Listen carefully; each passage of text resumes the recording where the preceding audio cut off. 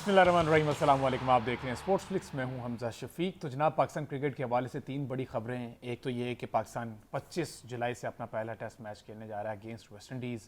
उनकी home conditions हैं, home ground है, उन्हीं के अकॉर्डिंग पाकिस्तान को अपनी लाइनअप तरतीब देना होगी कि वो किस तरह से वहाँ पर कौन से ऐसे प्लेयर जो कारआमद साबित हो सकते हैं। ये स्क्वाड हमारे पास पड़ा है, एक्सपेक्टेड प्लेइंग 11 क्या हो सकती है वो डिस्कस करते हैं हम। इसके साथ साथ पीसीबी ने डोमेस्टिक क्रिकेट सीजन 2026-27 का ऐलान कर दिया है और काफ़ी हद तक ये कुछ अब चीज़ें लग रही हैं कि सुलझी भी दिखाई दे रही हैं। एक पैटर्न नज़र आ रहा है, एक रोड मैप नज़र आ रहा है।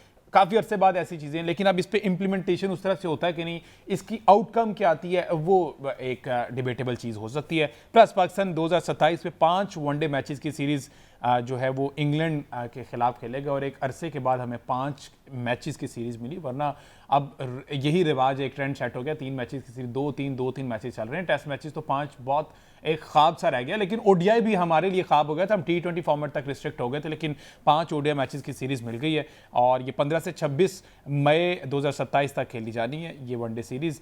और इस पर हम बात करते हैं। हमारे साथ मौजूद होंगे senior sports analyst M S Saeed साहब और साथ साथ हमें ज्वाइन करेंगे इरफान ज़हीर साहब। Welcome to both of you जी। ज़रा एम एस सईद साहब, सर प्लेइंग 11, एक्सपेक्टेड प्लेइंग 11 क्या हो सकती है? अब ये जो सामने नाम है हमारे, ये स्क्वाड एक मुकम्मल स्क्वाड है, उसके अलावा ये एक्सपेक्टेड प्लेइंग 11 इस तरह से दी हुई है जिसमें बाबर आजम, अब्दुल्ला फजल, शान मसूद, अजान अवैस और इमामुल हक आप समझते हैं कि ओपन कर रहे हैं? जी हाँ, देखें जो पाकिस्तान ने अभी सीरीज़ खेली थी बांग्लादेश के अगेंस्ट, उसमें तो अब्दुल्ला फजल और अजान अवैस इन दोनों को इंक्लूड किया गया था। तो अजान अवैस जो हमें ओपनिंग करते हुए नजर आए थे, एक अच्छी इनिंग भी उन्हें खेली थी और अभी जो प्रैक्टिस मैच खेला है पाकिस्तान ने उसमें भी उन्हें रन्स किए हैं। तो अजान अवैस तो इस टीम में ज़ाहिर है वॉक इन करेंगे। उनके साथ अगर इमामुल हक स्क्वाड का हिस्सा हैं तो इमामुल हक एक नेचुरल ओपनर हैं, वो ज़ाहिर है उनके साथ इनिंग का आगाज़ करने के लिए एक कंपैटिबल जोड़ी जो है वो इनकी ही बनती है। तीसरे नंबर पर कप्तान बाबर आजम खुद बैटिंग करेंगे। उसके बाद जो है वो अब्दुल्ला फजल और शान मसूद, ये 2 प्लेयर ऐसे हैं जो हमें मिडल ऑर्डर में नजर आ रहे हैं, क्योंकि सऊद शकील जो है वो इस सीरीज़ में टीम का हिस्सा नहीं है। सऊद शकील इंजरी कंसर्न्स की वजह से उनको सब्जेक्टेड टू इंजरी करार दिया गया है इंग्लैंड के टूर के लिए। तो इन 2 मैचेस में पाकिस्तान को एक तजर्बाकार मिडल ऑर्डर बैट्समैन चाहिए है और शान मसूद उस कमी को यकीनन पूरा कर सकते हैं, गो कि उनका ज़्यादातर करियर जो है वो अप दी ऑर्डर है। लेकिन यहाँ पर ज़रूरत पड़ने पर उनको नंबर 4 पे या नंबर 5 पर खिलाया जा सकता है, क्योंकि ना सऊद शकील हैं और ना ही मोहम्मद रिजवान जो है वो टीम के साथ हैं। इस तरह अगर आप देखें तो इसके बाद सलमान अली आगा पाकिस्तान की टीम में काफ़ी अरसे से खेल रहे हैं। उसके बाद ऑलराउंडर हैं आमिर जमाल, जिनको तरजीह दी गई है इमाद बाट के ऊपर। और उसके बाद पाकिस्तान का वो जो बॉलिंग कंटिंजेंट है उनमें के बाद रिजवान को आप विकेट कीपर ले रहे हैं ना, रिजवान और मोहम्मद गाजी गौरी, ये दोनों शामिल किए गए हैं स्क्वाड के अंदर। और मेरा ये ख्याल है कि जिस तरह से गाजी गौरी को उन्हें चांस दिया था ओडीआई में, हो सकता है गाजी गौरी हमें यहाँ टेस्ट खेलते हुए भी नजर आए, क्योंकि मोहम्मद रिजवान के सितारे थोड़े से ज़्यादा गर्दिश में हैं। उनकी परफॉर्मेंस उनकी परफॉर्मेंस भी उस तरह से नहीं आ रही है और जो इंडिकेटर्स लग रहे हैं वो ये लग रहे हैं गाजी गौरी को इस स्टेज में डेब्यू करवाया जा सकता है। ठीक है। तो गाजी गौरी के बाद जो है वो फिर आमिर जमाल एक ऑलराउंडर के तौर पर हैं और उसके बाद जो है वो पाकिस्तान के जो स्पिन बॉलर हैं अली उस्मान, जिनको शामिल किया गया है इस सीरीज के अंदर, उनके बारे में भी एक बात तो ये है कि कंसिस्टेंटली विकेट लेते हुए आ रहे हैं डोमेस्टिक के अंदर। थोड़ी बहुत बैटिंग कैपेबिलिटी भी इनके अंदर पाई जाती है। ठीक है। और पाकिस्तान का जो सिलेक्शन का एक पोर्टफोलियो हमें नजर आता है सिलेक्शन कमेटी का, और जो माइंडसेट हमें नजर आता है वो इस तरह का ही नजर आता है कि उन प्लेयर्स को तरजीह दी जाती है जो बॉलिंग के साथ साथ थोड़ी बहुत बैटिंग भी कर सकते हों। यही वो फैक्टर है जिसकी वजह से मुझे लगता है कि आमिर जमाल को भी तरजीह दी गई है इमाद बाट के ऊपर, जो कि आपको याद होगा कि लाए गए थे, फिर उनको खिलाए बगैर जो है वो ड्रॉप कर दिया गया था। तो एक तो आमिर जमाल की पेस का फैक्टर, थोड़ा सा उनका बॉल जिप करता है, पेस से उनका बॉल जाता है। दूसरा उनका बैटिंग के अंदर, खासतौर पर जो उन्होंने एक सीरीज़ खेली थी ऑस्ट्रेलिया के अंदर, तो ऑस्ट्रेलिया की सीरीज़ के अंदर मतलब उन कंडीशंस के अंदर अगर उनके ऊपर ट्रस्ट किया जा सकता है बैटिंग करने के लिए, तो मैंने ख्याल है कि वेस्ट इंडीज और इंग्लैंड की सीरीज में भी शायद इस बात का ही एडवांटेज मिला आमिर जमाल को इमाद बाट के ऊपर। उसके बाद आप देखें तो हमारे पास 3 फास्ट बॉलर्स होंगे, जिनमें खुरम शहजाद हैं, मोहम्मद अब्बास हैं और मोहम्मद अली और उबैद शाह में से एक फास्ट बॉलर पाकिस्तान की टीम में शामिल किया जाएगा। तो इस तरह से जो है वो 11। अच्छा, मोहम्मद अली और उबैद शाह का कोई कंपैरिजन बनता है? लाइक अगर आप पेस की बात करें, एक्यूरेसी की बात, एक्सपीरियंस की बात करें, तो बहुत ज़्यादा डिफरेंस है। तो इसमें इन दोनों में से चूज़ करना खासा मुश्किल नहीं हो जाएगा? देखिए, इन दोनों में से चूज़ करना यकीन मुश्किल है, लेकिन मुझे लगता है कि उबैद शाह को यकीन खिला लेना चाहिए। उसकी वजह यह है कि अब्बास जो है वो ऐसे बॉलर हैं जो 120 क्लिक्स के अंदर बॉल करते हैं। उनकी स्पीड बहुत नहीं है, उनकी एक्यूरेसी बहुत अच्छी है। अच्छा। खुरम शहजाद 135 अबव चले जाते हैं, समहाउ 140 तक बॉल कर लेते हैं। आमिर जमाल थोड़े से उससे ऊपर हैं। उबैद शाह को टीम में रखा ही इसलिए गया है कि वो जो पेस वाला फैक्टर जो पाकिस्तान की टीम में मिसिंग होगा नसीम शाह और शाहीन अफरीदी के बाहर होने से, उसकी कमी को पूरा करने के लिए उबैद शाह को लाया गया है। तो मुझे लगता है कि उबैद शाह को ही खिलाया जाएगा इस सीरीज़ के अंदर। देखें, आपने अगर वेस्ट इंडीज़ में सीरीज़ खेलनी है तो आपको 3 चीज़ें ज़रूर चाहिए होंगी फास्ट बॉलिंग के अंदर। एक आपकी एक्यूरेसी है, एक आपकी पेशेंस है, और उसके साथ आपको मेच्योरिटी चाहिए। अभी उतने मेच्योर तो नहीं है उबैद शाह, जाहिर है कि उनका पहला टूर है, पाकिस्तान की तरफ से नहीं खेले हैं, लेकिन उनकी जो पेस का फैक्टर है उसको अगर आप मतलब छोटे छोटे स्पेल्स के अंदर डिवाइड कर देंगे, 3-3, 4-4 ओवर के स्पेल उनसे करवाया जाए, उनसे जोर लगवाया जाए, तो उनकी एक्यूरेसी भी बनेगी, उनके अंदर पेशेंस भी पैदा होगी, टेस्ट क्रिकेट खेलने का उनके अंदर एक हौसला पैदा होगा। और ये 1-2 मैचेस अगर वो यहाँ पर खेल लेते हैं तो हो सकता है कि जो आगे इंग्लैंड वाला टूर है उसमें वो कामयाब दिखाई देंगे, क्योंकि वहाँ पर फास्ट बॉलर बहुत कामयाब होते हैं अगर उनको मुनासिब अंदाज में ट्रीट किया जाए। तो मुझे लगता है कि उबैद शाह को टीम में होना चाहिए, क्योंकि मोहम्मद अली अगर टीम में आते तो फिर मोहम्मद अब्बास, मोहम्मद अली, ये समहाउ एक की तरह की फास्ट बॉलिंग बनती है, तो इनमें कोई वेरिएशन नहीं रह जाएगी।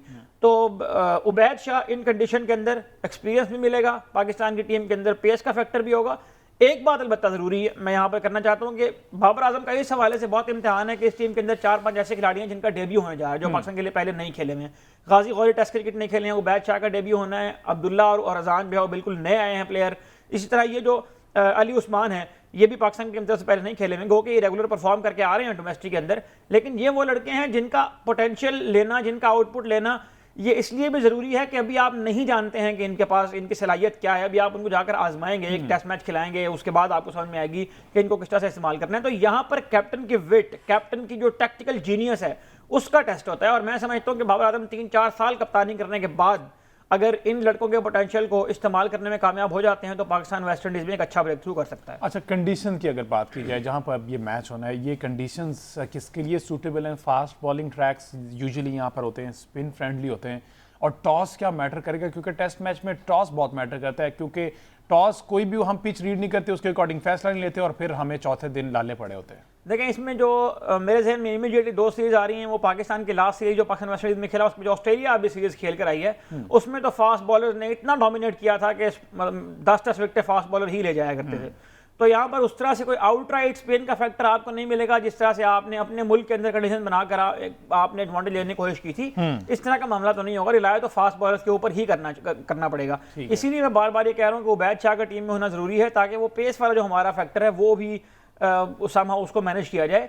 तो यहाँ पर फास्ट बॉलर चलेंगे, पाकिस्तान की टीम को 3 रेगुलर और एक जो है वो बैटिंग ऑलराउंडर जो कि फास्ट बॉलिंग भी कर सकता हो, उसके साथ पाकिस्तान को जाना चाहिए मेरा ख्याल है। और यही वो लाइनअप होगी जो पोटेंशियली हमें इस सीरीज के अंदर देखने को मिलेगी। वेस्ट इंडीज़ की टीम की भी अगर हम शेप देखें तो हमें यही लगता है कि उसमें भी 3-4 ऐसे फास्ट बॉलर हैं कि जिनके ऊपर वो डिपेंड कर रहे होंगे। तो एक तो आपको फास्ट बॉलर खिलाने हैं, दूसरा आपको फास्ट बॉलर खेलने भी आने चाहिए इन कंडीशंस के अंदर। तो ये, और यहाँ पर जो मैचेस होते हैं आमतौर पर बहुत हाई स्कोरिंग मैच नहीं होते हैं। एक आधा सेंटर यहाँ पर है जहाँ पर बहुत हाई स्कोरिंग मैच होते हैं, अदरवाइज यहाँ पर 250-300 के दौरान जो है वो स्कोर बनते हैं। तो ये टफ कंडीशंस होंगी बैट्समैन के लिए। इन कंडीशंस के अंदर एक्सपीरियंस वाले बैट्समैन, शान मसूद की जिम्मेदारी बहुत है, बाबर आजम की जिम्मेदारी बहुत है, इमाम उल हक की जिम्मेदारी बहुत है, सलमान अली आगा की जिम्मेदारी बहुत है कि इनको क्लिक करना है, इनको परफॉर्म करना है इन पिचेस के ऊपर। ये परफॉर्म करेंगे तो इनके अराउंड जो यंगस्टर की एक लॉट आई हुई है उनको परफॉर्म करने में ज़रा आसानी होगी। लेकिन अगर यही लोग परफॉर्म नहीं करते तो ज़ाहिर है कि उस प्रेशर को फिर यंगस्टर्स को लेना पड़ेगा। तो ये जो पाकिस्तान की बैटिंग लाइनअप है इसमें तो 3-4 ऐसे प्लेयर हैं, लेकिन फास्ट बॉलिंग में अगर हम देखें तो सिवाय मोहम्मद अब्बास के कोई ऐसा एक्सपीरियंस फास्ट बॉलर नहीं है। खुरम शहजाद जो है वो पहली बार शायद पाकिस्तान के लिए नया बॉल करेंगे, उससे पहले बांग्लादेश के सीरीज में जरूर उन्होंने किया था, लेकिन उसके बाद वो इंजर्ड हो गए, फिर तवील अरसे के लिए टीम से बाहर हो गए। तो मोहम्मद अब्बास और खुरम शहजाद नए बॉल के साथ, और जो एक्सपीरियंस हमारे बैटर हैं 3-4, बाबर आजम हैं, सलमान आगा हैं, शान मसूद हैं, मोहम्मद रिजवान भी अगर खेलते हैं तो उनको भी शामिल करना चाहिए, इमाम उल हक हैं, ये काफ़ी एक्सपीरियंस प्लेयर हैं। इनकी जिम्मेदारी यहाँ पर बहुत ज़्यादा होगी कि यहाँ पर रन करके दें। लेट्स सी जी, होप फॉर दी बेस्ट। लगता यही है कि पाकिस्तान टीम जो है वो अच्छी तैयारी के साथ गई हुई है और होनी भी चाहिए। काफ़ी ज़्यादा टाइम मिल गया, एक लंबे ब्रेक के बाद हम टेस्ट क्रिकेट खेलने वापस जा रहे हैं और तैयारियों के लिए भी काफ़ी टाइम मिला। ये जो प्रैक्टिस सेशन था वो भी पाकिस्तान के हक में रहा, कहीं ना कहीं पाकिस्तान ने अच्छे रन्स बनाए, बॉलिंग में भी अच्छा परफॉर्म किया। सैटरडे को यानी कि 25 जुलाई से आगाज़ होने जा रहा है। यहीं से अगर इस स्ट्रीक का आगाज़ हो जाएगा तो हमने इंग्लैंड के अगेंस्ट 3 टेस्ट मैचेस खेलने हैं तो वो काफ़ी हद तक हमारे लिए आसानी हो जाएगी। अगर यहीं पर ही पाकिस्तान जो है, पाकिस्तान टीम जो है वो अब हार का शिकार होती है दोनों टेस्ट मैचेस में, तो वो एक तो मोराल उस तरह से हाई नहीं होगा और एक टेम्परामेंट बिल्ड नहीं हो पाएगा। तो ये सारी सूरत हाल है, ये सारी चीज़ें देखनी होंगी। बहरहाल hope for the best, good luck to Babar Azam. एक मरतबा फिर वो कप्तानी करने जा रहे हैं। इंशाल्लाह हफ्ते को ये मैच का आगाज़ होगा, मंडे को आपसे दोबारा मुलाकात होगी। मुझे दीजिए इजाज़त, अल्लाह हाफिज़।